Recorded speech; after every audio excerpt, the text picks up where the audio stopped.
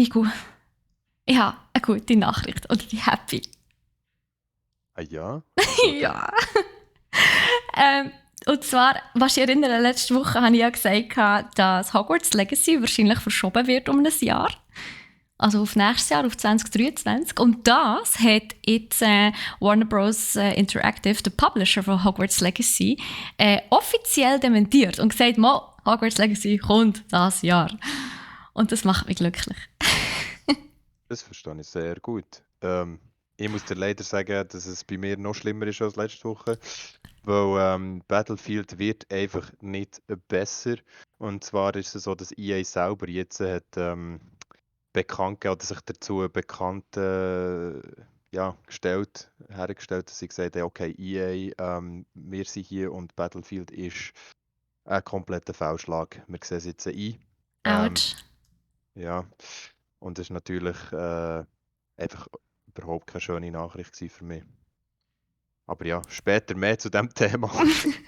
Genau, aber wir haben natürlich noch ganz viele andere Themen, die wir werden ansprechen. Auf Hogwarts Legacy können wir nicht sprechen, da haben wir letzte Woche schon genug dazu gesagt. Aber wir haben noch GTA 6, das ein grosses Update hat rausgebracht. Wir werden auf Nightingale ein bisschen zu sprechen kommen. Das sind so unsere Buff-Themen, also die uns immer so ein bisschen aufstellen und die uns so ein bisschen gute Tage starten lassen. Dann haben wir natürlich auch ein paar Crit-Themen, die uns mit ein bisschen emotionalem Damage hinterlassen. Und zwar sind das einerseits die Crunch-Zeiten bei Lego Star Wars. Die Skywalker-Saga, dort läuft es gerade nicht sehr gut. Und ja, wie du schon angesprochen hast, Battlefield. Und das grosse, fette Thema, wo wir natürlich überhaupt nicht drum herumkommen, Activision Blizzard, wo ja, aufgekauft worden ist von Microsoft, wo uns ein bisschen Kopfzerbrechen bereitet. Ja, müssen wir schauen, wie es da rauskommt, sagen wir es so. Und wir haben noch andere Themen, aber dazu dann mehr später. Das sind kleine. Genau. Also komm, Ja, Nico, fahr doch du gerade an mit dem GTA 6. genau. Also ich würde sagen, wir steigen gerade ein mit unserem ersten Thema zum Oberthema Buff. Und zwar ist das GTA 6. Ja, der hat richtig gehört.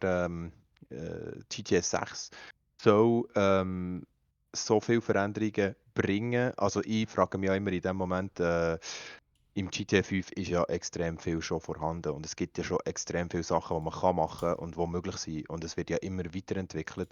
Und dann habe ich natürlich auch gefunden, hey, was will ich denn noch ändern, was will ich denn noch besser machen. Habe zudem auch noch gerade im gleichen Beitrag, den ich gelesen habe, ein Video gesehen von GTA 5 mit einem Grafikmod, wo so extrem gut hat ausgesehen, Steffi. Das ist wirklich, also das ist andere Liga gewesen, weißt du, so wie Es sieht voll Gran real Turismo. aus.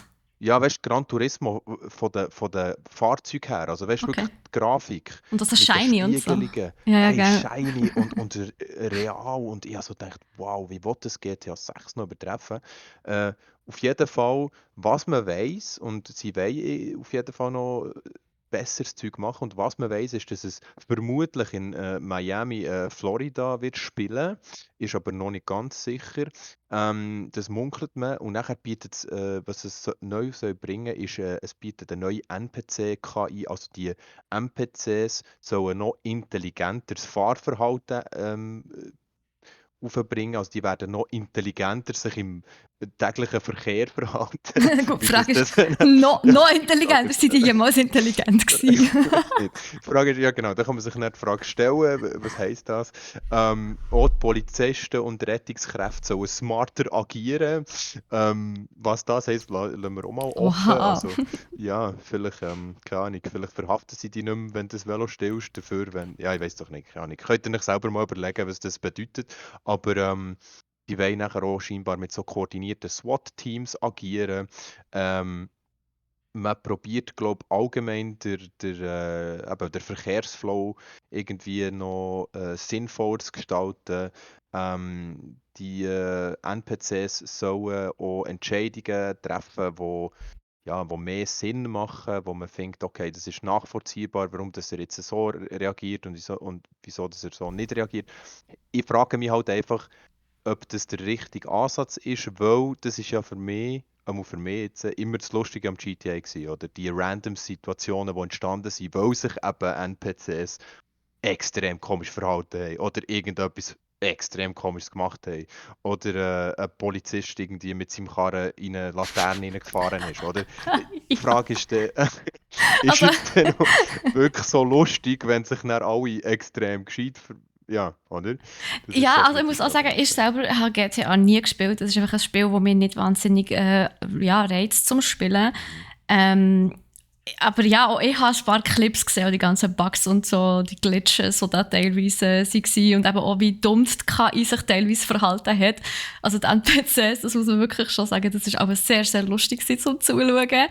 Aber eben, ich kann mir gut vorstellen, wenn das nicht mehr ist, wenn sie sich dann wirklich sehr menschlich verhalten und halt wirklich sehr intelligent, dass es dann schon fast ein bisschen langweilig wird, meinst du nicht? Weil ich meine, man spielt doch eben so ein Spiel, um ein bisschen der Realität zu entfliehen.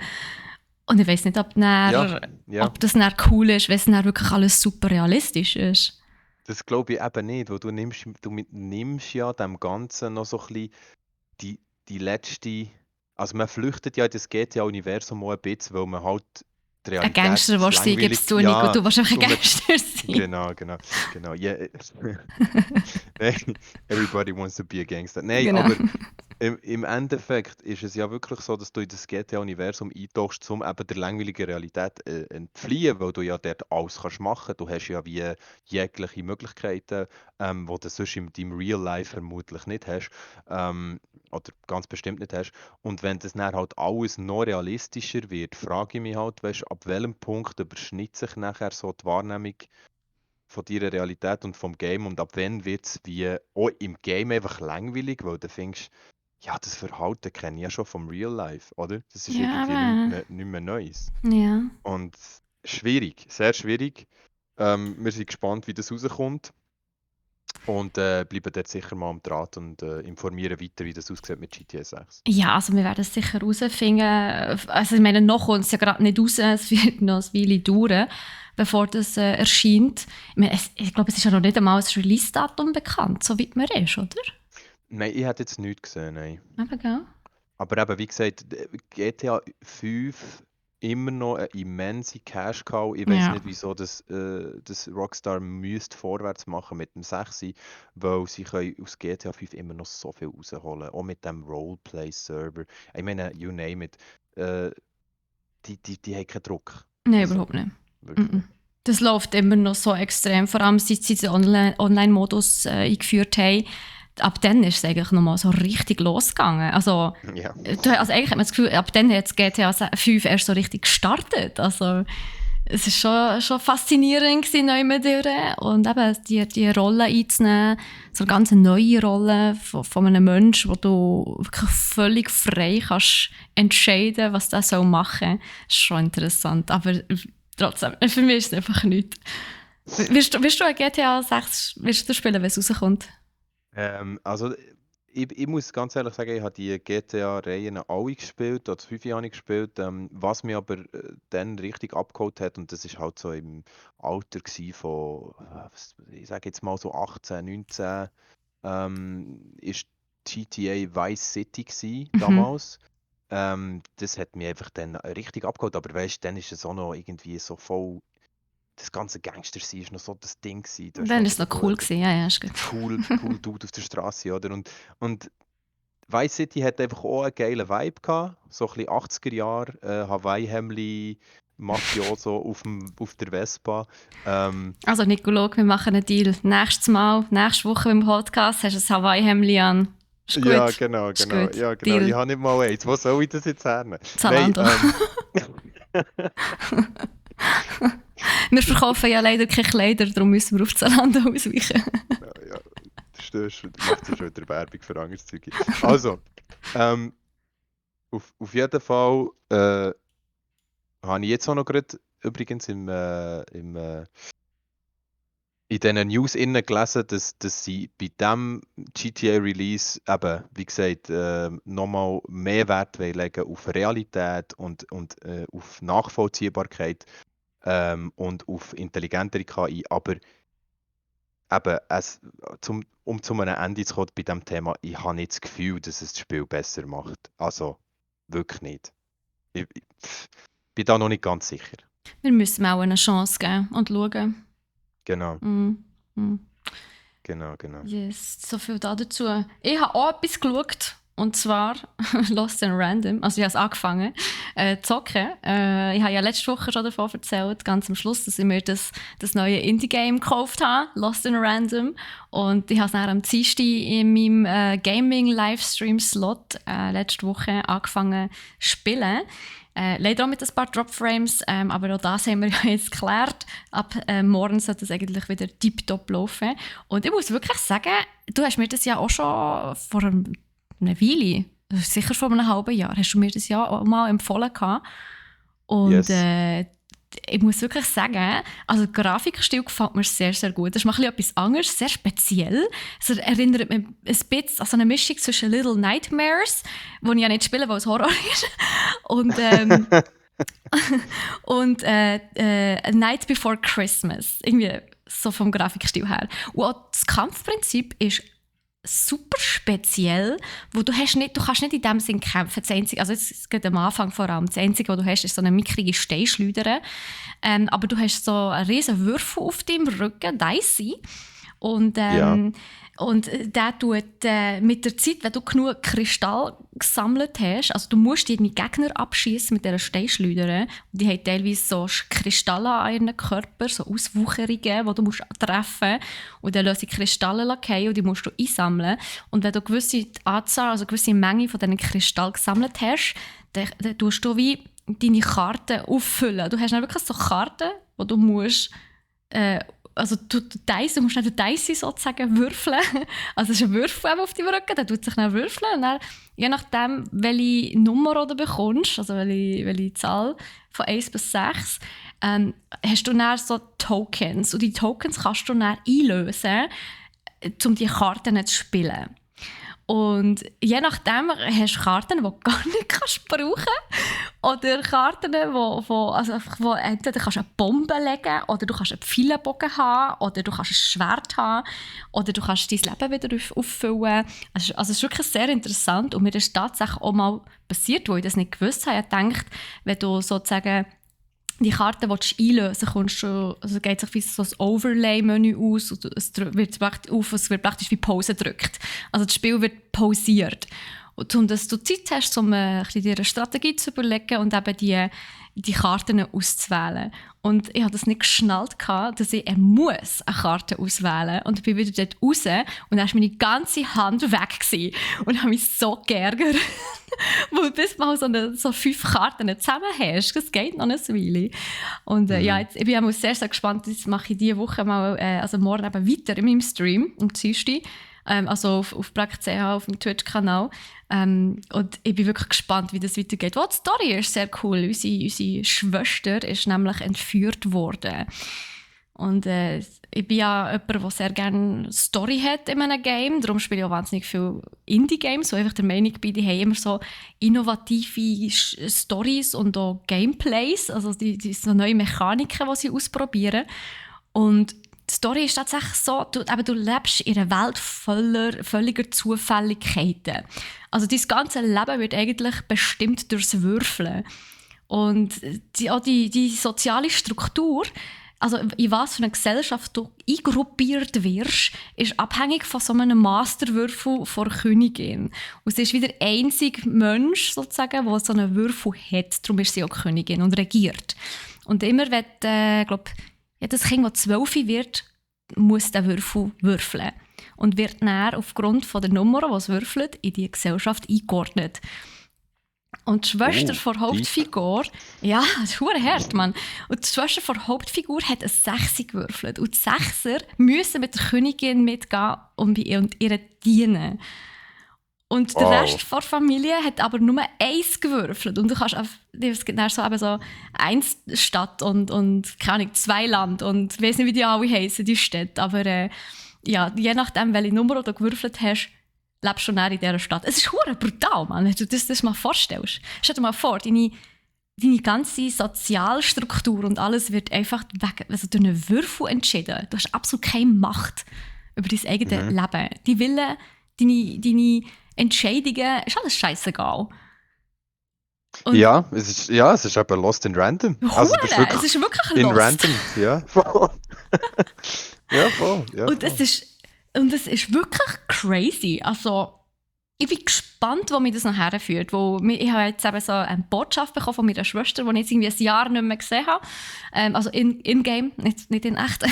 Und jetzt bin ich eben von daheim abgehauen, um sie zu suchen. Und jetzt bin ich wirklich gespannt, dass da noch so viele Abenteuer auf mich kommen.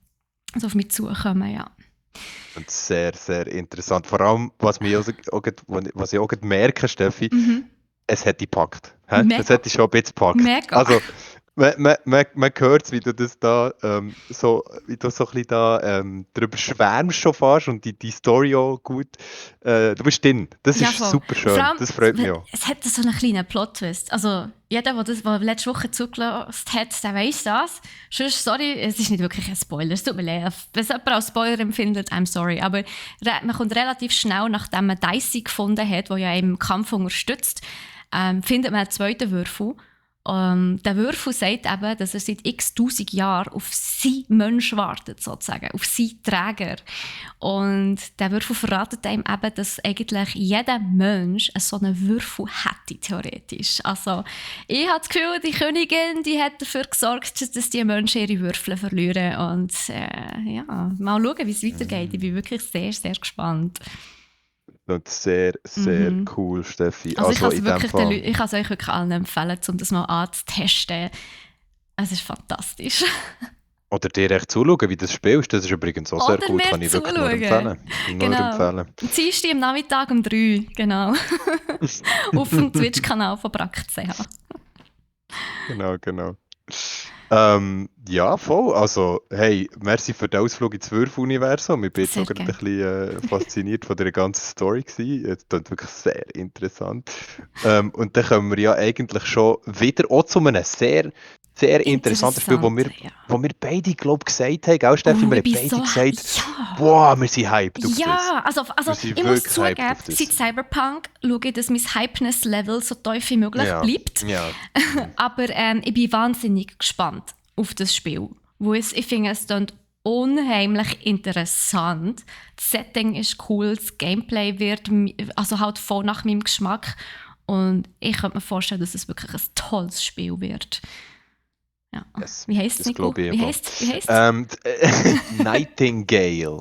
Das Game heisst Nightingale. Genau. Und es hätte schon so einen Trailer, wo man muss sagen, also ich glaube, ich bin dort immer noch so ein bisschen, wie soll ich sagen, blauäugig, also ja, bin ich auch sonst, aber ich meine, ich gehe dort eben, wie gesagt, immer so ein bisschen, wenn ich einen Trailer schaue und der holt mich ab, dann bin ich schon hyped. Und eigentlich ist ja das der erste Fehler, den man machen kann. Bei einem Game. Ja, oder einfach, wenn man den Trailer sieht, weil wir haben ja gelernt aus der Game-Industrie, dass das meistens das ist, was ich reinziehen. Gut, sind wir ehrlich, das ist bei der Filmindustrie genau das Gleiche. In den Trailer siehst du die geilsten Szenen, die geilsten und lustigsten Szenen. Und im Kino bist du dann enttäuscht, weil genau die Szenen einfach alle schon gesehen hast, die eigentlich den ganzen Film ausmachen. Ja, genau, da hast du völlig recht. Und es ist, ja, ich habe einfach den Trailer gesehen und ich habe gefunden, das könnte wirklich, wirklich noch nice werden. Ich bin halt auch jemand, ich gebe MMORPGs nicht mehr so viele Chancen wie früher. Es ist aber auch kein MMORPG, es ist nur ein MMO. Sorry. Oder? Genau, ich habe gemeint, es sei ein MMORPG, aber vielleicht hast du mehr recht als ich. Also, so viel wie ich es mitbekommen habe, ist es eben wirklich ein MMO, aber du kannst anderen Spielern begegnen. Und das ist so ein Aspekt. Hast du Journey gespielt? Journey ist ein ganz kleines Indie-Game, das glaube ich ursprünglich mal also auf Mobile ich habe Gameplay gesehen, glaube ich. Ja. Und Journey ist ja genauso, du bist eigentlich total einsam in dieser Wüstenlandschaft. Also am Anfang ist es Wüstenlandschaft. Und irgendwann, wenn du Schwein hast, also das kann sein, dass du niemandem begegnest, aber es könnte tatsächlich sein, dass du jemandem mal über einen Weg läufst und ihr könnt dann zusammen interagieren. Die könnt nicht miteinander reden, aber die könnt zusammen interagieren und dann zusammen gemeinsam das Abenteuer bestreiten. Und das ist so unfassbar magisch, das Gefühl. Wirklich. Also, wenn ich daran denke, komm ich schon wieder Gänsehaut. Und wenn ich so daran denke, dass das Spiel, Nightingale, auch eben so einen Aspekt könnte haben, das ist Wahnsinn. Finde ich richtig toll. Yes, also eben, mir gefällt auch so das ganze Setting. Ich finde die Monster-Designs, die Welten-Designs holt mich sehr ab. Für mich ist es eine kleine Mischung. Also, ich weiß nicht, mir erinnert es ein bisschen an das Game Greedfall. Es ist auch ein bisschen in die Richtung, so ein bisschen mit den Piraten und ein bisschen viktorianischen Stil gemixt mit Fantasy. Ja, Und ja, oder? das Stil, der hat einen ganz besonderen Namen. Gaslight, Oh, stimmt, ja. irgendetwas Gaslight, Mhm. Mhm. wie heisst's? Du hast recht. Ich hätte fast gesagt das andere. Gaslight Fantasy, glaube ich, ist es. Ja, ich Kann hätte fast das gesagt sein? Steampunk, aber das ist nicht zu viel. Ja, Steampunk Ja, ist eben auch ein Teil von diesem Stil. ja. Okay, okay, da bin ich nicht so falsch. Ja, Gaslight Fantasy heisst. Gaslight Fantasy ist eine Mischung zwischen Fantasy, Geschichte, also Bezug auf Geschichte, aber jetzt in diesem Fall viktorianisch, und Mhm. Steampunk. Genau. Wenn die drei Sachen zusammenkommen, dann wird es Gaslight oder Gaslamp Fantasy genannt. Von Das ist daher ist noch es eben interessant, nice. ja. Und ja, natürlich, sorry, ich habe vorher ich erzählt, MMO, ja, ist MMORPG, das ist dasselbe. Sorry. Ja, kein Problem, kein Problem. Aber es ist auf jeden Fall ein MMO, Ja, ein es ist ein MMO. MMORPG. Mhm. Was auf jeden Fall ich mich darauf freuen ist, wenn das haltet, was es verspricht und wie es aussieht, dann freue ich mich unglaublich, dort mit meinen Hey, Jungs enorm. reinzugehen und das einfach durchzufarmen.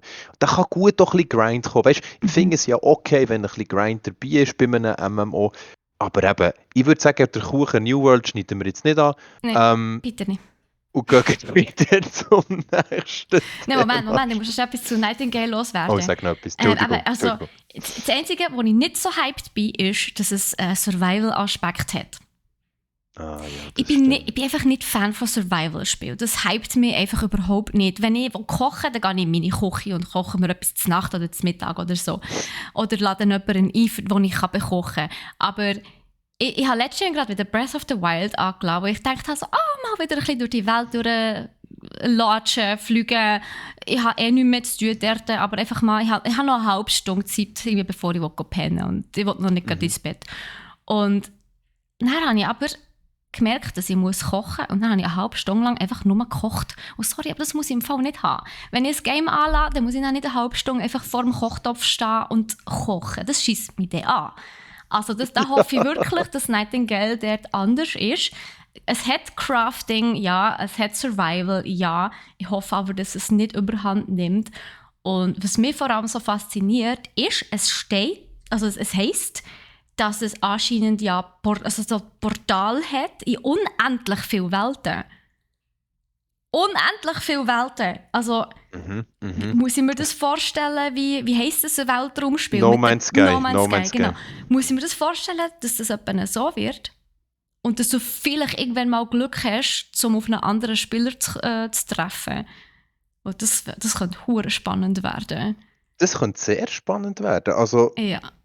eben, so oder so. Es ist auf jeden Fall etwas, wo wir beide hype drauf sind. Und Mhm. Aber was auch noch dazu kommt, es wird kein PvP. Ich weiß nicht, wie es du hast.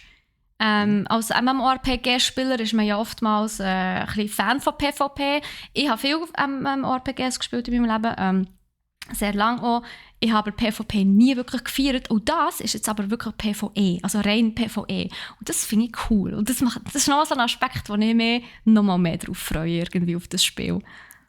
ja, also ich muss ganz ehrlich sagen, ich spiele auch sehr gerne Games, die nur PvE sind, weil wenn du halt mit Kollegen spielst, also selbst auch wenn du allein spielst, ist einfach gegen PvE etwas, wo man kann sagen, es ist slightly entspannter. Ja. Und du hast halt, wenn du jetzt eben mit Leuten zusammenspielst, hast du einen gewissen Teamzusammenhalt, den du entwickelst. Ich habe das noch gern. Also ich game auch gerne so Spiele wie zum Beispiel eben, wie heisst es? Vermintide, ich weiß nicht, ob dir das etwas sagt, wo Das habe du ich schon mal so, gehört. du bist irgendwie so eine Crew, du musst zusammen so Ratten slayen, die dich angreifen und es ist echt so ein Wave-Clearing-Game, also es kommen immer neue Wellen, während du durch ein Level laufst und du musst immer alle besiegen, alle Gegner bis zum Schluss. Hat so eine Und bist Story. eigentlich, es hat eine Story, natürlich, es ist aus Es dem... ist die zweitrangig. es, es kommt ein bisschen davon, es ist aus dem Warhammer-Universum. Also Aha. es hat Ah, dort... darum habe ich es schon gehört. Ah, alles klar, Genau, ja, genau, fair. genau. Es kommt dort aus dem Warhammer-Universum. Es hat eigentlich eine gute Story immer noch hinten dran und es ist eigentlich auch recht cool gemacht. Aber eben, darum, solche Games finde ich eigentlich geil, wo du zusammen gegen halt PC-Gegner kämpfst, weil dann hilfst du einander immer ein bisschen. Borderlands ist das so ein Beispiel. Borderlands ist super zusammen zu spielen. Es ist einfach unglaublich lustig, wie man einander Gegner vom Haus kann halten kann. Und dadurch finde ich, hat PvE schon einen Vorteil gegenüber PvP, weil es ist slightly entspannter und du hast halt weniger Situationen, ja, wo man einander muss die Schuld in die Schuhe schieben, warum man jetzt gestorben ist. Sag ich mal. Ja, in diesem MMORPGs ist immer der Heiler die schuld. Zuerst der Genau, Heiler, genau. dann der Tank. Ja. Und dann der Genau, Hunter. genau. So sieht es aus. Yes, also Ja. wir freuen uns. Auf was ich mich auch freue, ist... Oh mein Gott. Nico, hast du mal Cuphead gespielt? Natürlich. Und ein Natürlich. Co-op-Game, wo man zu zweit kann spielen kann, aber holy shit, ist das schwierig. Ich glaube, das Ja. ist eines der schwierigsten Games, die es gibt. Und sicher mit Yes. Abstand das schwierigste Co-op-Game, was es gibt. Was es je hat, gibt es, gell? Ja. Und Cuphead kommt jetzt eine eigene Netflix-Serie über. Das ist hure witzig. Vom So Stil nice. her ist es natürlich wie das Game auch. Mit diesen lustigen, eher sehr altmodischen Grafikstil, also mit den Zeichnungen. Aber es ist natürlich auf moderne Art und Weise ist es also animiert worden. Oder? Und So nice. Hey, so nice. Ich Ich liebe das. Der Cuphead und Comic-Stil ist... Mugman. Wow. Ja, es ist echt super. Also, Ja, es ist... Was soll ich dir sagen? Es ist schon fast Nostalgie, kann man sagen. total, Obwohl es noch ja gar nicht so sicher.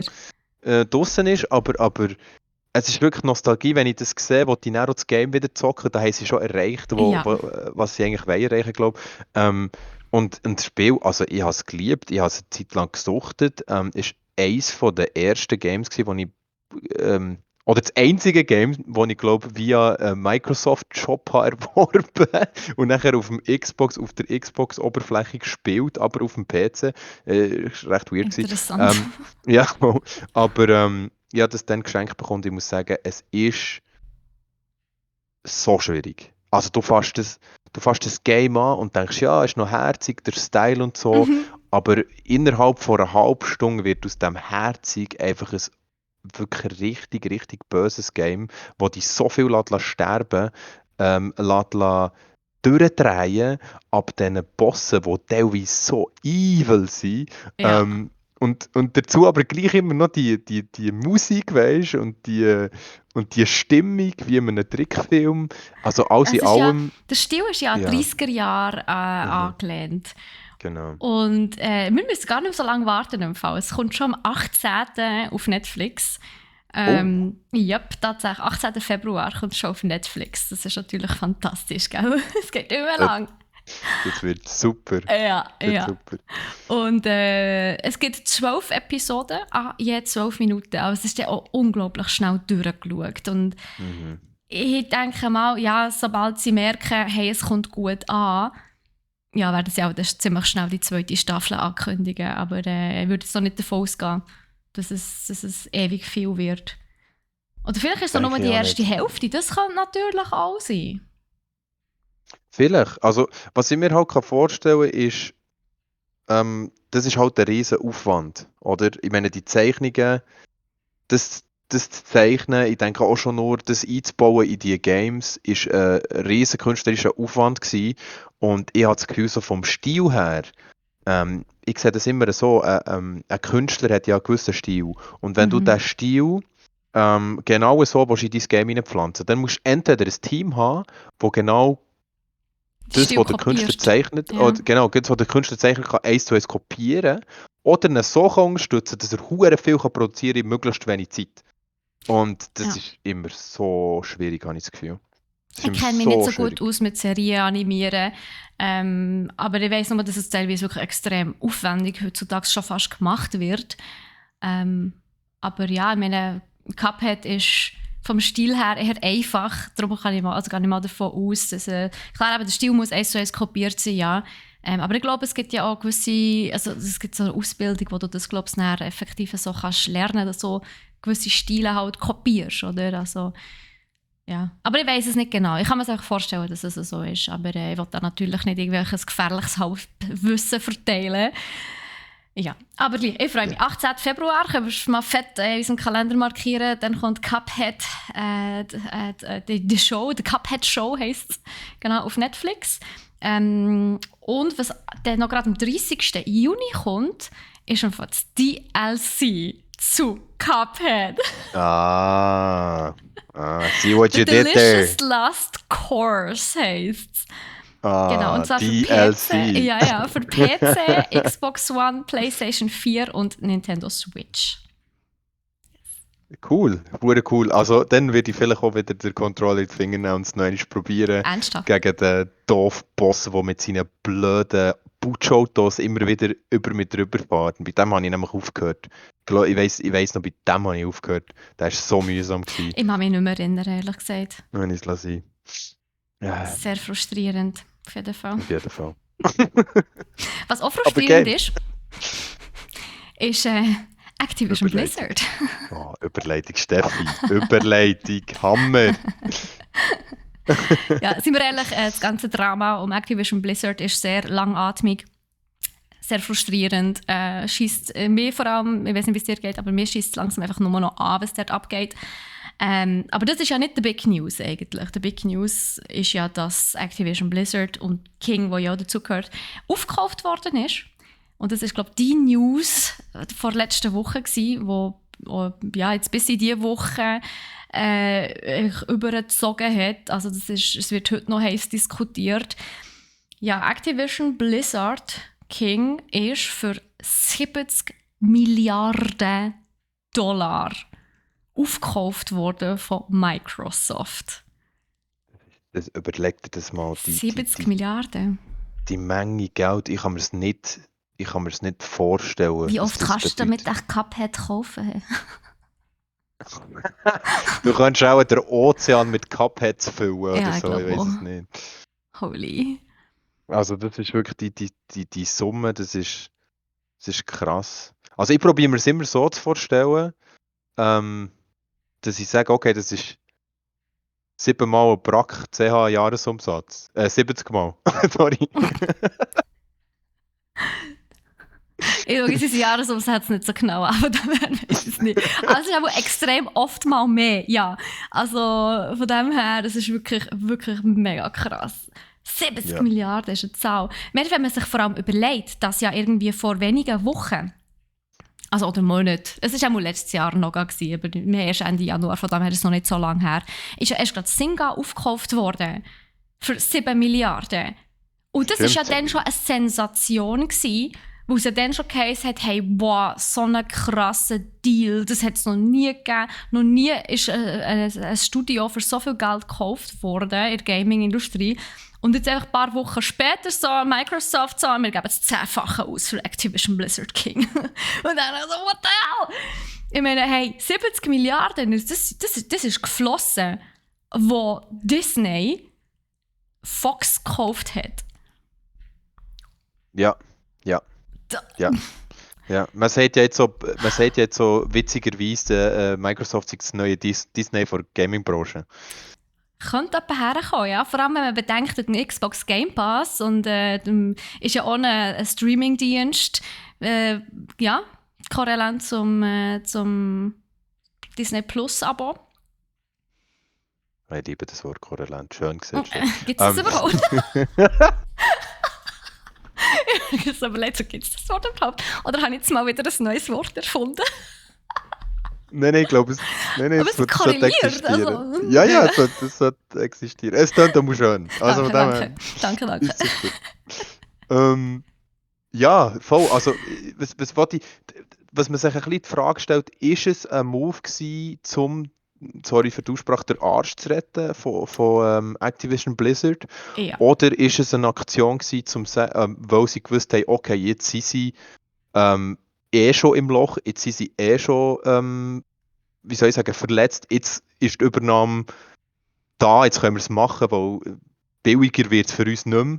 Ich frage mich im Fall, ob das nicht vielleicht schon viel länger in Absprache ist. Wo der Phil hat, also weißt du, der von Xbox, der CEO oder so, keine Ahnung, von Xbox, hat ja mal vor kurzem etwas gesagt, also ein Statement rausgebracht, dass sie künftig ihren Umgang, sage ich jetzt mal, mit Activision Blizzard King werden müssen überdenken. Und also ich meine, sind wir ehrlich, ich meine, die kaufen das ja nicht innerhalb von einer Woche auf. Also die werden das monatelang diskutiert haben und einen Deal ausgehandelt haben. Das geht nicht von heute auf morgen. Und ich weiss nicht, ob die das vielleicht schon angefangen haben zu planen, bevor der ganze Skandal ist ausgekommen, bevor Activision Blizzard verklagt worden ist. Von dem her, ja. Das kann gut sein. Also wie heisst der, wie sagst du noch, der Chef, der Spencer, gell? Sehe ich das richtig? Heißt der Spencer zum Nachnamen? Wo jetzt... Von Xbox? Genau, Phil das ist genau von Spencer, Xbox. ja.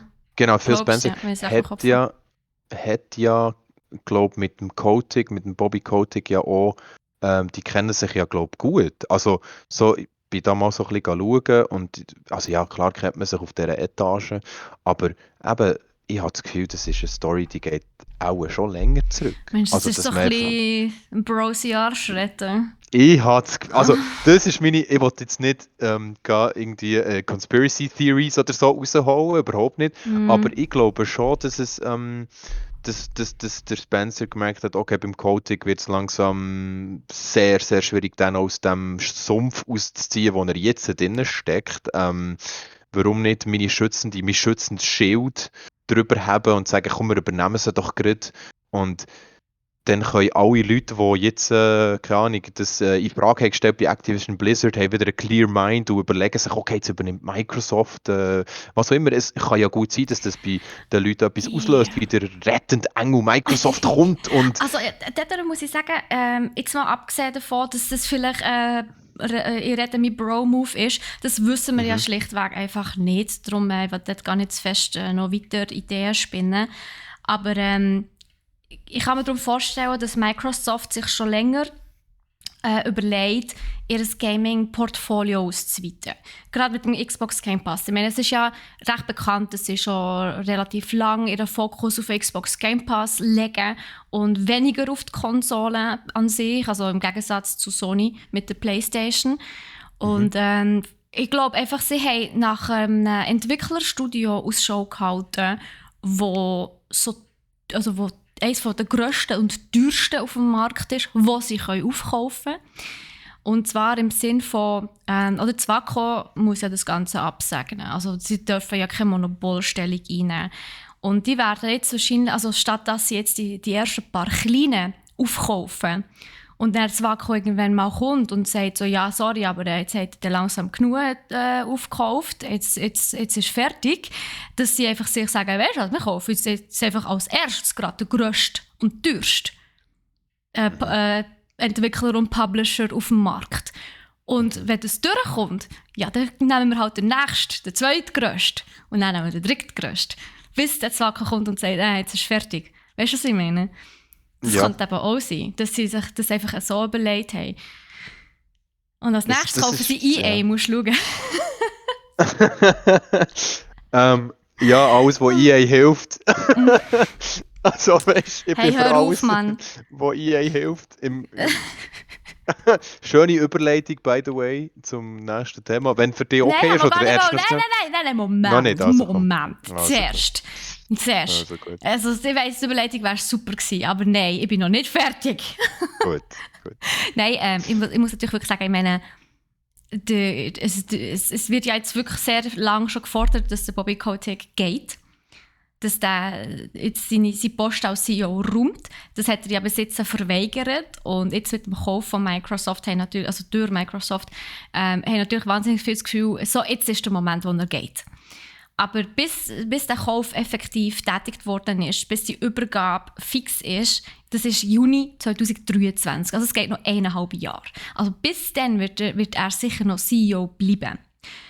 Und was natürlich auch für ihn hure gechillt ist, der kommt jetzt aufgrund, also durch seine Aktien, also nicht durch seine Aktien, durch seine Anteile, die er besitzt, kommt er 390 Millionen Dollar ausgezahlt über. Plus 250 bis 300 Millionen Dollar Entschädigung für was auch immer. Also der kommt so viele Millionen in Arsch geschoben über durch den Verkauf. Ey, also ich weiss gar nicht, ob der überhaupt noch bleiben will. Weißt du, was ich meine? Der wird ja von so vielen Mitarbeitern gar nicht mehr respektiert. Ich meine, willst du überhaupt noch CEO sein in einem Unternehmen, das nicht mehr respektiert wird? Ja, und ganz ehrlich, also der sollte so schnell wie möglich den Abflug machen, das Ja. weiss er selber. Ja. Also das weiss er selber. Der hat verkackt auf ganz, ganz grosser Ebene. Und er wird auch extrem bombardiert mit... Alpenpizzas. Sorry. So, das ist schon gut in den Sinn gekommen, weiss nicht warum. Ja, mit Alpenpizzas, there you go. Nein, aber ich meine, er wird auch einfach auch unglaublichen Druck bekommen über die sozialen Medien. Der bekommt auch Briefe, der bekommt auch E-Mails, der wird auch gehatet. Meiner Meinung nach zu Recht. Ja. Meiner Meinung nach zu Recht. Aber dass er noch eine Abfindung bekommt für weiss nicht was genau. Das ist jetzt noch so. Nicht Abfindung, Entschädigung. Oder Entschädigung, genau. Also im Endeffekt ist es auch irgendwie eine Abfindung, weil er sonst noch irgendwie rechtliche Schritte einleitet oder findet, das könnt ihr so nicht machen oder ich weiß doch auch nicht. Es ist ja Amerika, da kannst du jeden verklagen, weißt du, wie ich meine? Das stimmt, ja. Also, von dem her, hey, ja, es wird Juni 2023, das geht noch ewig und bis dann haben wir sicher den Codec noch in diesem Chefsessel inne und bis dann, ja, wer weiß, tauchen vielleicht noch schlimmere Sachen auf, ich hoffe es nicht. Also es kommt ja fast also jetzt nicht mehr so wie am Anfang, aber auch jetzt, es kommt nah immer noch richtig viel Neues raus, wo du einfach fast schlecht wirst, wenn du das mitbekommst. Aber ich meine, ganz ehrlich, der Kauf könnte eigentlich auch jetzt wie der letzte Strohhalm, der letzte Strohhalm sein für Activision Blizzard King. Wobei dann ist in letzter Zeit so extrem viel schief gelaufen. Nicht nur aufgrund von der Sexismusklage, sondern auch in die Games. Sorry, aber was ist das? Also, das ist wirklich so viel, hat nicht mehr funktioniert. So viel ist schief gelaufen. Sie haben so viel Mist bauen. Wirklich. Nicht nur in einem, sondern in mehreren Games. Haben sie es auch richtig verkackt. Und jetzt ist natürlich und Verschiebungen an Gogo und jetzt ist auch noch herausgekommen, dass diverse Partnerschaften auf Eis gelegt worden sind, aber zum Beispiel Lego, wo ja das Overwatch-Set angekündigt hat, und das haben sie jetzt auf Eis gelegt, vorübergehend. Und ich habe einfach die Hoffnung, dass mit dieser Übernahme durch Microsoft dort wieder ein bisschen das Ruder in die richtige Richtung gelenkt wird, sozusagen. Also, dass sie wieder auf Kurs kommen und wieder anfangen, geile Content zu machen, wo wir Gamer auch wieder Freude daran haben. Und das ist das, wo so ein bisschen meine Hoffnung ist. Und ja, da muss natürlich in Führungsriege mal ein bisschen rausgespickt werden. So, ja. Aber das ja, glaube ich auch, ja. kommt Zeit, kommt Rat. Ja, auf jeden Fall. Ja, wir müssen schauen, wie sich entwickelt. Was sicher ist, dass es... Ja, gut, das ist jetzt die Frage. Werden wir es krass merken? Weißt, es gibt jetzt viele, die sagen, nice, jetzt haben wir endlich Call of Duty im Xbox Game Pass. Ja, oder Diablo und WoW, ich meine. Ja, und Overwatch ist ja auch riesig, weißt du? Also von dem her, ja. Overwatch ist wirklich riesig und es spielen immer noch so viele Leute, Mann. Krass. Ja. Also es ist wirklich... ich bin auch immer noch erstaunt, wie viele Leute noch Overwatch spielen. Und ja, du hast recht, also das Blizzard-Universum ist, also stell dir mal vor, Microsoft wird so Zeug machen wie Heroes of the Storm wieder erwecken. Ich habe es geliebt, Mann. Hast du gewusst, das dass ich mal natürlich... in einem Heroes of the Storm, ich sage es sogar noch falsch, E-Sports-Team war? Heroes of the Porn. Nein, Heroes of the Sport, kann ich mal sagen, Sport. Alter, du hörst wieder nur, was du willst hören. Nein. Entschuldigung. Du bist in einem E-Sports-Team gewesen, ja? Ja? Aber nur für eine Season. Dann haben wir wieder aufgehört. Ja, aber das ist doch nice. Ja, Also voll. ich meine, da bist du mal gewesen. Da kannst Ja, du immerhin sagen, Ex-E-Sportlerin, oder? theoretisch, aber das habe ich jetzt so noch gar nicht geschaut, aber ja, voll. Aber Und egal. darf man, Hm? warte noch schnell, nur mal kurz, gell? Von dort ist schon der frühere Name, die frühere Game-Name gekommen, gell? Welcher Ist frühere das Game richtig? Ciel Bleu? Nein, anders. Ciel Noir, nein, Ah, nicht? Ah, okay, den habe okay. ich schon gehabt, bevor Heroes of the Storm ist aufgekommen. Den habe ich 2012 habe ich den gehabt. Ah, okay. 2012, Okay, ja. okay, okay. Also, aber lassen wir das ist Ja, das das sind ist, alte das ist Schuhe, hä? Vergangenheit. Jetzt ist 1-Bit blond, ja, Mann. Ja, nicht googlen. Nein, bitte nicht.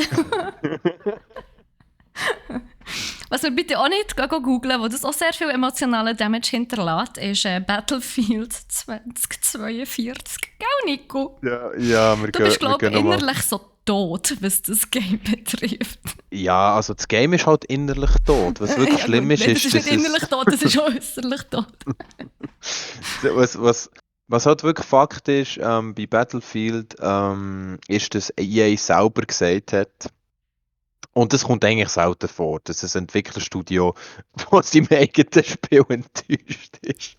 Sorry, dass ich Ja, ein nicht bisschen nur muss lachen, aber enttäuscht, sondern wirklich offiziell sagen, ja, ja, es ja, war ja, ein ja. Flop. Ja, genau, genau. Also, aber sie haben wirklich, sie haben wirklich gesagt, wir sind enttäuscht.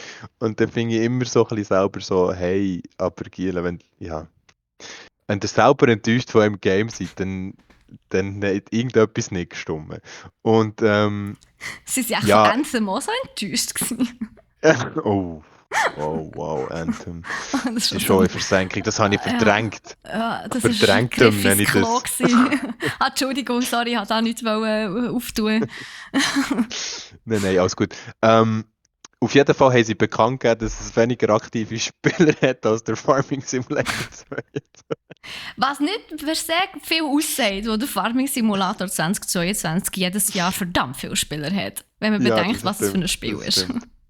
Aber ich finde echt schon den Vergleich recht lustig. Ja, das Auf stimmt. jeden Fall, auf jeden Fall haben sie natürlich dann gefragt, wie EA mit der Situation umgeht. Und man hat nachher natürlich gefragt, ist das Spiel jetzt irgendwie noch zu retten? Also gebt ihr wenig, also was macht ihr? Kann es sein, dass ihr Zeug rausgebt, Free-to-Play? Wird es Free-to-Play, wenn's ja schon so schlecht ist? Und EA hat nachher auch gesagt, dass sie auf jeden Fall sämtliche Optionen für das Spiel werden evaluieren. Sie werden anschauen, was man machen kann und zumindest Teile davon auf jeden Fall bald kostenlos verfügbar werden sein.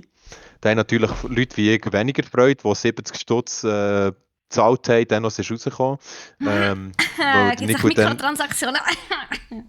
weil der Nico dann denkt hat, oh geil, ja, voll ins Battlefield, es wird nice.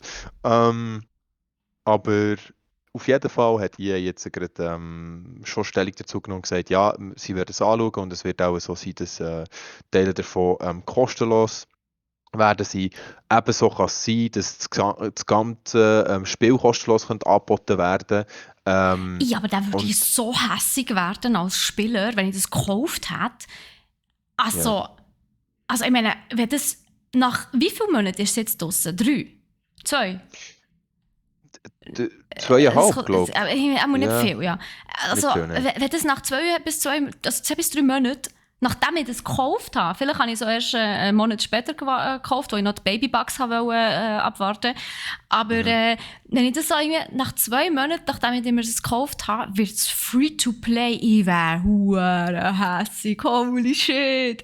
Ich würde mein Geld zurück wollen. Nein, also sorry, das kannst du nicht machen. Also ich meine, wo CSGO dann gratis geworden ist, hat es ja niemandem mehr gejuckt, dass man es mal gekauft hat vor irgendwie 10 Jahren gefühlt oder so, weißt du, was ich meine? Aber nach 2-3 Monaten, haha, das ist hart. Also ich kann mir wirklich gut vorstellen, dass Teile zuerst Free-to-Play werden und dass nachher sogar das ganze Game Free-to-Play könnte Hat werden. es ein Aber Ranked-System? ja, boah, es ist im Fall extrem schwierig zu sagen, weil also du kannst natürlich schon, also du steigst wie immer auf in dein Level, aber ein Ranked-System so habe ich jetzt noch nicht gesehen. Okay. Ich Wo spiele es aber hat, eigentlich auch immer das Gleiche. okay, wo es hat darum Also können sein, dass sie sagen, wir machen das grundsätzliche Spiel schon Free-to-Play, aber sobald du Ranked sein musst du zahlen. Weißt du, um ein bisschen gegen die Cheater und so anzukämpfen.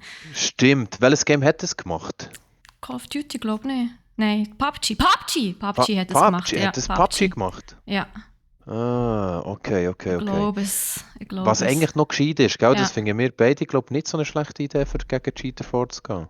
überhaupt nicht. Nein, COD hat etwas anderes gemacht. CSGO hat das gemacht, genau. CSGO Ja, hat es genau. gemacht. Okay. Mit Prime, okay. Wir sollten nicht auf den Chat schauen. Was ich damit sagen will, ist, sie werden immer wieder, also sie werden immer kreativer, die Entwickler mit Sachen, wie sie vorgehen wollen gegen die Cheater. Und ich habe auch gerade letztens mitbekommen, das wirf ich jetzt da noch schnell rein, Steffi, sorry, Ach no.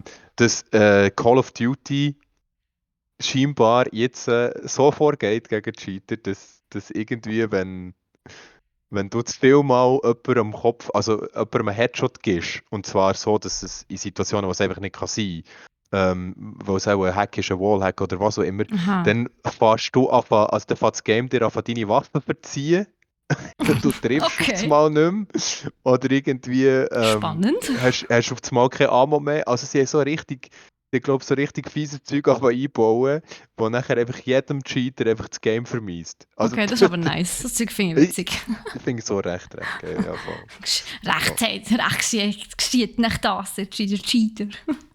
Ja, weil, also was hast du von einem, also weißt du, was ich meine? Hey, gehen wir gar nicht zu fest auf die Thematik ein, das Nein. macht mich nur noch mehr hässig. Im Fall. Ja. Wir sind schon bei den emotional damaged Themen, da müssen wir nicht noch mehr rausgraben. Definitiv, wir sind schon bei den Crits. Ja, schon ein Weile. Genau, Ja. jetzt, ich würde sagen, also ich habe eigentlich alles gesagt, ich glaube, zum Battlefield gibt es auch nicht viel mehr zu sagen. Nein, lassen wir das Thema. Ich glaube, wir begraben Battlefield 42 Ja. einfach und sprechen es am besten gar nie mehr. Ausser es gibt positive News. Dann sprechen wir es wieder an.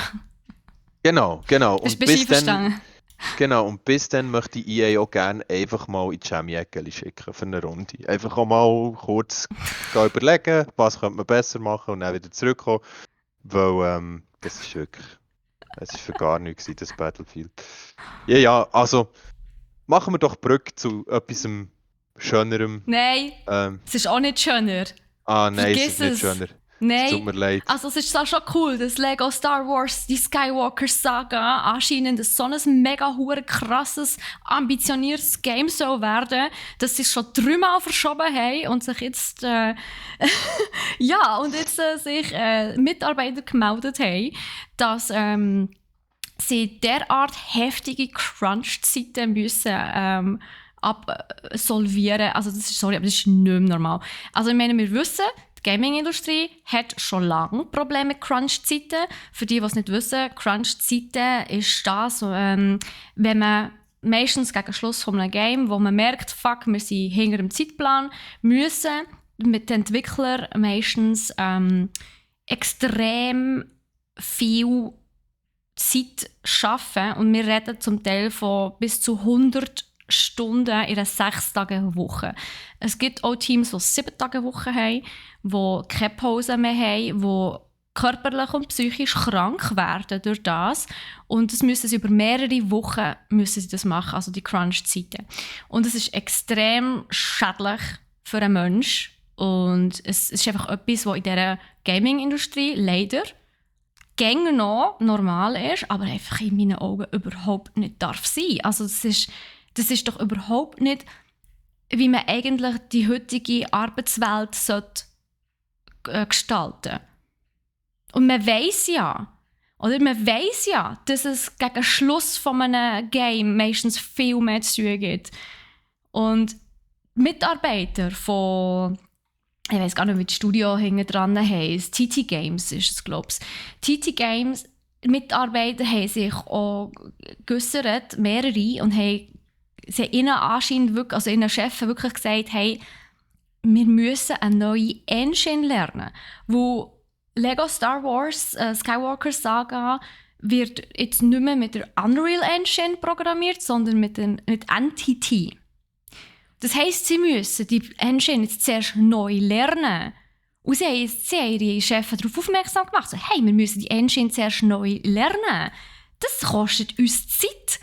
Und das ist einfach ignoriert worden. Weißt du, musst du dir das mal vorstellen? Einfach ignoriert. Und sie haben wirklich auch erzählt, dass es wirklich schon fast Erpressung ist, was die da machen. Und das muss man vorstellen, das ist eine Gaming-Industrie, wo ja eigentlich wir immer denken, Gaming, so toll, so gemütlich, Traumjob und so weiter, so, schwierig im Fall. Ja. Also ich denke, das eigentlich auch schon lang nicht mehr, weil ich habe auch schon so ein paar Dokus mir reingezogen über das Crunching und über wie die Leute arbeiten und wenn es dann halt nachher kurz vor einem Release von einem Game ist, was da erst noch alles muss geleistet werden, die Leute sich verausgaben und teilweise Stunden schieben, nicht gehen pennen und Ja. dran arbeiten. Das ist aber genau Ähm, das sind die Crunch-Zeiten. Das ist im Fall, also das ist wirklich hart und ich meine, so viel verdienst du auch nicht in der Gaming-Industrie, wenn du nicht gerade einen Chefposten hast oder Ja, jetzt irgendein musst du dir Creative mal Director vorstellen, bist. wir arbeiten, wenn wir 100% angestellt sind, arbeiten wir in der Schweiz 40 bis 42 Stunden. Die arbeiten mindestens das Doppelte, also 80 bis 100 Stunden. Hey, das sind 16 Stunden pro Tag. 16 bis 18 Stunden pro Tag. Das ist doch krank, sorry. Also, ja, meiner Meinung nach, jeder Chef, der das zulässt, dem sollte einfach gekündigt werden. Aber ich glaube, wir haben halt hier in der Schweiz auch eine andere Arbeitsrechtssituation als in Amerika, wo, glaube ich, TT Games sich befinden. Das weiss ich natürlich nicht. Aber gleich. Und weißt du, Ich frage mich dann, weißt du, dass es anders geht? Ich meine, Ja. die Entwickler von God of War, hey, die haben sich 4 Jahre Zeit gelassen, um das Game auf einen PC zu porten. Und es ist perfekt rausgekommen. Perfekt! Es hat noch nie so einen guten PC-Port gegeben wie God of War. Und darum eben, es funktioniert. Und der Chef von dem Entwicklerstudio, ich weiß gar nicht, wie es heisst, tut mir leid. THQ Nordic, glaube ich. Okay, das. Der hat letztens sogar sich noch dazu geäußert und gesagt, jedes Studio, das Crunch-Zeiten einführen muss, die haben einfach schlecht geplant, weil es geht nämlich ohne. Und das ist genau das. Ich meine Lego Star Wars, The Skywalker Saga, ist jetzt 3-mal verschoben worden. Also, ich meine, da muss doch einfach ordentlich etwas schieflaufen. Und das ist nicht nur, weil es einfach ein super ambitioniertes Spiel ist, sondern wo einfach viel schiefläuft, sind wir ehrlich. Ja. Ja, auf jeden Fall. Auf jeden Fall.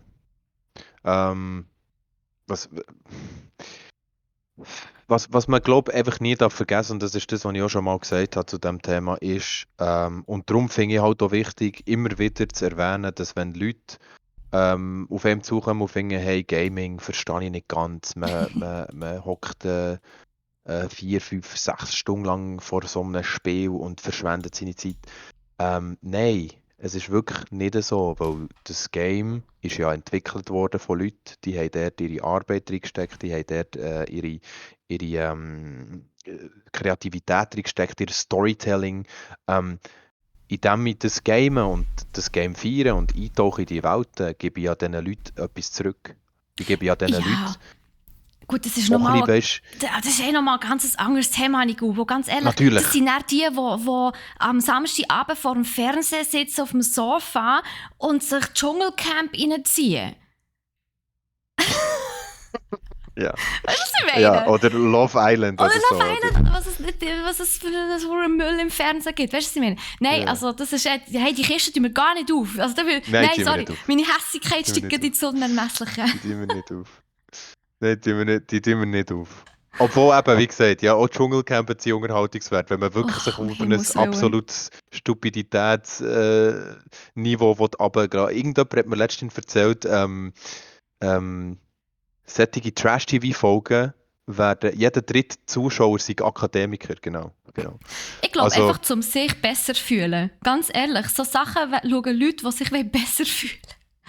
Sorry, ich will niemanden beleidigen, es tut mir leid.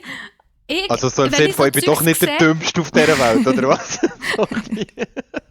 Wenn ich so Zeug schaue oder auch nur Werbung sehe, ich habe das Gefühl, wir sterben 100 Hirnzellen pro Sekunde ab. Also wirklich, das ist... Ich kann so Zeug nicht schauen. ja. Nein, nein. Schon nochmal Gedanken dran. Nein, also ich verstehe dich sehr gut. Schau, Und was, ganz was ehrlich, ja. da schaue ich viel lieber, oder sagen wir so, da spiele ich viel lieber schöne Games, wie zum Beispiel Kena, Bridge of Spirits.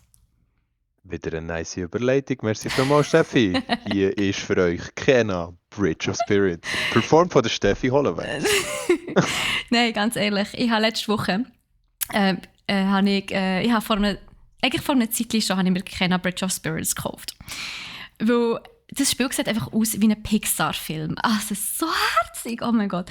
Also es ist wirklich Cuteness Overload. Und das Gameplay es ist gemütlich, aber es ist von den Bossen und von den Bossmechaniken her teilweise sogar noch recht herausfordernd. Und ich glaube, eben gerade weil das Spiel an sich gemütlich ist, sind die Bosse umso schwieriger. Weil du einfach nicht damit rechnest, dass es dann so taktisch doch noch etwas machen musst.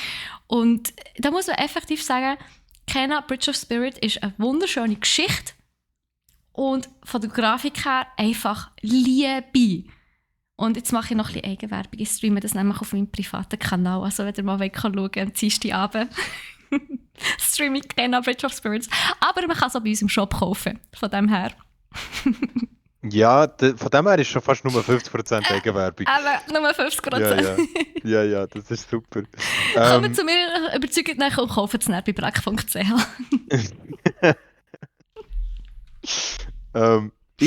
Ich muss mich erinnern, dass ist es in dem Game, wo es die kleinen herzigen Töckeli hat, wo der die ganze Zeit nachsäckeln? Der Schon, Rots. oder? Ja, sie heißen Rots, also R-O-T-T. Genau. Sie sind so kleine, schwarze, pummelige Viechli und sie sind so putzig mit so riesen Glubschaugen. Und das Beste ist, du kannst im Game, im ganzen Spiel, überall in der Welt, findest du Hüte für sie. Dann kannst du die dann anlegen. Ja, und die Hüte sind so natürlich, also bis jetzt muss es so ein bisschen natürliche Sachen, also entweder so ein Pilzschirm oder ein Vogelnest oder ein Kleeblättchen oder ein Topf. Und es ist einfach so Zucker. Oder ein Topf. Ein Topf, ja, es ist ein Topf. Ein Topf. Nein, aber es ist wirklich, also es ist so Zucker und I love it und ich freue mich schon, wenn ich dort wieder weiterspielen kann, wo es ist wirklich einfach Liebe. Hey. Liebe. Also wenn man gerne so animierte Disney-Filme hat oder eben Pixar-Filme, hey, gönnt, oder könnt ihr auch schauen oder gönnt nach dem Spiel. Es ist einfach so Zucker, Mann. Weißt du, an was mich die kleinen Teils ein bisschen erinnern? Was? Kennst du die Geistli aus dem Film Prinzessin Mononoke? Ah ja, Immer die so kleinen mit dem schwarzen... Kopf klicken. Ja, die kleinen schwarzen, Wo immer die so aussehen wie mit dem Kopf so Seesterne. Ja, genau. Die habe ich auch so krass Ja, nice das gefunden. stimmt. Die bestehen nur aus dem schwarzen Seestern-Dings eigentlich und so der grossen, weißen Glubschaugen. Genau. Genau. Ja. Ja, also dann vielversprechend, Steffi. Ich werde sicher reinschauen. Obwohl das Game natürlich nicht gerade etwas ist, was ich gut spiele, würde ich glaube, zuschauen würde ich auf jeden Fall. Aber es ist mir wie zu wenig, Challenge. wie soll ich sagen? Und zu Challenging. wenig Krieg, Jesus. explizit zu wenig War. Ja. Somit kommen wir auch gerade schon zum letzten Thema, das wir heute haben, und zwar War Tales. Ist ein Game, wo ich anfangen zu zocken. Es ist immer noch im Early Access. Ich weiss nicht, vielleicht sagt Northgard am einen oder der andere etwas von euch. Ja, habe ich auch gespielt. Ist ein Game, das ist vorausgegangen von dem französischen Entwicklerstudio, by the way, wo sehr interessant war. Northgard habe ich nicht gespielt, muss ich aber noch spielen, weil Mach's. extrem viele Leute haben gesagt, es sei richtig gut. Und War Tales ist jetzt von den gleichen Entwicklern rausgegeben worden und es ist eigentlich eine Mischung zwischen Mountain Blade, Divinity, also so rundenbasiertem Kampfsystem und irgendwo durch auch noch so ein bisschen normalem RPG.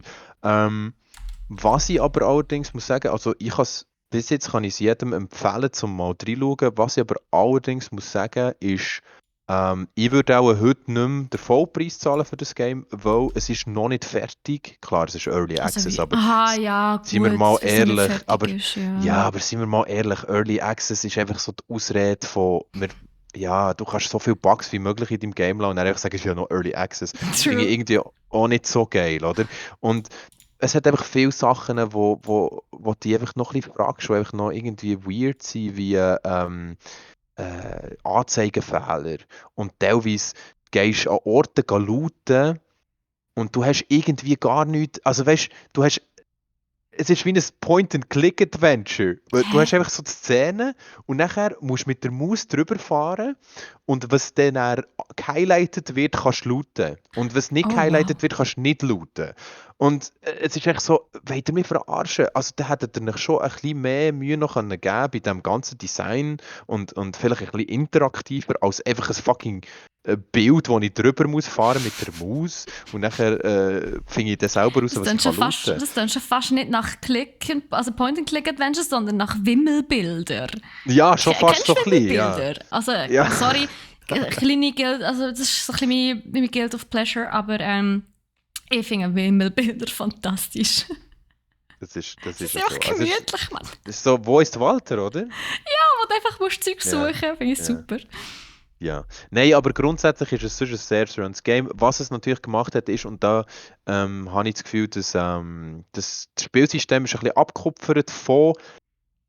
Ich weiß jetzt nicht, welches Spiel zuerst war, ich werde da nichts sagen, aber Battle Brothers ist ein Game, das genau in die Richtung geht. Und Battle Brothers hat es extrem gut gemacht mit der Struktur und mit der Diversität im Spiel. Es ist sehr, sehr ähnlich wie War Tales, aber was Battle Brothers nicht gemacht hat, ist die Animationen und die grafische Sache, die bei War Tales eben vorhanden ist. Bei Battle Brothers hast du einfach so kleine Töckeli, die haben einfach den Kopf, nachher irgendwie den Rumpf und dann noch so eine Waffe auf der Schulter. Und es sieht wirklich es ist einfach hässlich, Steffi. Das kannst du dir nicht vorstellen. Du musst es mal anschauen. Es ist wirklich hässlich. Es sieht aus wie so, als hättest du so kleine, wie heissen die russischen Puppen, die so auseinander kannst bauen. Die, Babuschkas.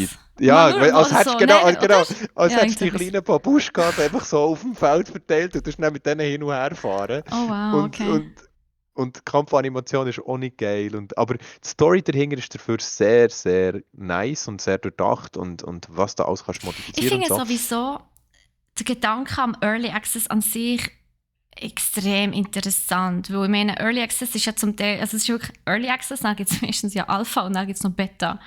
Ja. Es ist ja die Reihenfolge. Und ich meine, schon in der Beta hat es teilweise noch so viele Bugs, aber der Early Access Zugang, das ist effektiv für die Leute, die das Spiel einfach wirklich nicht erwarten können und aber explizit sagen, hey, ich gebe meine Zeit, dafür kann ich es schon spielen und ich weiss, es ist voller Fehler, aber ich gebe dann auch Feedback. Wo Early Access, ich glaube, es nur die machen, die effektiv so zustimmen, dass sie auch Feedback geben, den Entwicklern, und eben Bugs aktiv melden und so. Also das Prinzip ist schon so, dass das Community durch das ein bisschen Content bekommt und schon ein bisschen gefüttert wird, aber dass sie ihnen im Gegenzug dafür helfen, Bugs zu finden. Und das finde ich ein bisschen, ja, ich meine, das ist noch schlau, weil durch das sparen sich natürlich die Entwicklerstudios extrem viel Geld. Wo früher hat es noch Game-Tester gegeben, die stundenlang das Game durchgespielt und nach Bugs gesucht haben. Und das ist ein bisschen Heimli-Face, muss ich sagen. Ja, ja, da gebe ich dir recht. Da gebe ich dir recht. Und natürlich kannst du mit dem ganzen Early Access Zeug halt das Zeug schon viel früher rausholen und hast Und somit, ja, Geld kannst du schon mal reinnehmen, was natürlich auch wieder genau, im Entwicklerstudio zu gut kommt. Vor allem gerade auch bei kleineren Entwicklerstudios, die natürlich auf Geld angewiesen sind. Kann es natürlich auch eben ein bisschen so ein Geben und Nehmen sein, natürlich, ja. Aber Aber bei hast du grossen das, Studios ist es so ein bisschen, ja, ein bisschen Geld ja sparen, voll, wo sie sich keinen Game-Tester müssen leisten, ja. genau. Aber hast du hättest du ein Beispiel für ein Game, das du im Early Access gespielt hast und hast müssen sagen, hey, das ist einfach nur Crap? Also, oder das ist einfach immer Crap geblieben? Weil es gibt ja auch Games, die sind seit sage und schreibe irgendwie 5 Jahre im Early Access. Das gibt es ja auch, gell? Ja, Wo einfach nicht PUBG. aus dem Early Ja, gut, ja. PUBG habe ich tatsächlich im Early Access gespielt, aber du kennst mich ja, ich bin generell nicht Mhm, so Shooter-Fan. mhm, Von dem mhm. her, ja, tue ich das prinzipiell gar nicht so wahnsinnig viel spielen, darum kann ich es nicht sagen. Aber sonst, Dorfromantik habe ich im Early Access gespielt. Mhm. Ist aber ein Mhm. kleines Indie-Game und das war dann schon cool gewesen, hat halt einen Mhm. Modus gehabt und jetzt ist, glaube ich, effektiv verschwunden und jetzt ist es wirklich mega, mega cool. Aber dort, die haben alles richtig gemacht. Ja. Finde ich auch sehr, also habe ich auch viele Videos geschaut von Dorfromantik, sieht aus wie ein sehr, sehr entspannendes Spiel. Ist es. Weißt du, so Ähm, entspannend ist? was? Feierabend. Ja, voll. Ja, das ist gut. Ich glaube, wir haben auch für heute einfach mal genug erzählt. Wir haben viele Ja, Themen gehabt. sehr. Aber ich Und meine ganz ehrlich, unsere Gaming-Industrie, sage ich jetzt mal, ist so riesig. Wir werden jede Woche wieder wahnsinnig viele neue Themen haben. Und bis nächste Woche wird sicher einiges Neues passieren. Es wird vielleicht das eine oder andere Game verschoben, es wird ein neues angekündigt. Aber das sehen wir dann nächste Woche. Genau. auf Morgen jeden Fall. am Dienstag kommt die Folge auf Spotify, falls ihr es nachhören wollt. 3 morgen am Dienstag streame ich Lost in Random weiter. Am Mittwoch streamt der Troy Guardians of the Galaxy weiter. Und am Freitag, und am Freitag am 2 streamt der Blake Resident Evil Village. Boah, da kann sich wieder gruselt werden. Das ist Da schlimm. freue ich mich auch drauf. Da freue ich mich auch drauf. Das wird super. Ja, das ist gut. Aber wir sehen uns dann, die Lieben. Also, wir hören uns dann. Tschüss zusammen. Habt eine schöne Woche. Tschüss zusammen.